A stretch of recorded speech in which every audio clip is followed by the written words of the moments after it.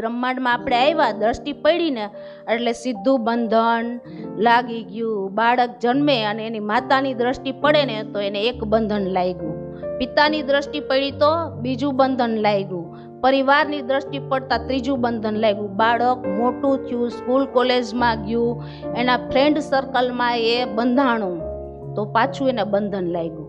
એના લગ્ન થાય, એના સાસરિયા પક્ષમાં બંધાય, એના બાળકો થાય, એના બંધનમાં બંધાય. આવી રીતે આ જીવનની અંદર બંધનો ઉપર બંધનો, બંધનો ઉપર બંધનો લાગતા જ જાય છે, લાગતા જ જાય છે સુંદર સાજી. પણ આ બંધનો આપણાથી છૂટી શકે નહીં. કોણ છોડે એને? મારા સદગુરુ મહારાજ.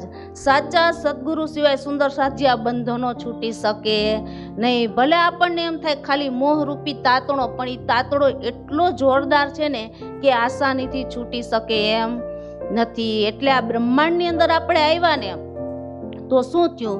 તો કે આ મોહરૂપી બંધનમાં બંધાઈ ગયા.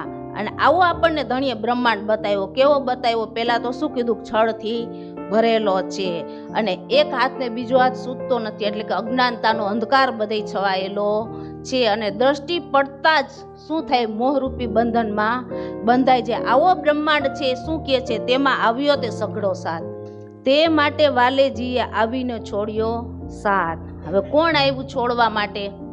મારા ધણી આવ્યા, મારા રાજજી મહારાજ આવ્યા. શું બનીને આવ્યા સુંદર સાજી? સદગુરુ બનીને આવ્યા. શું લઈને આવ્યા? આતાર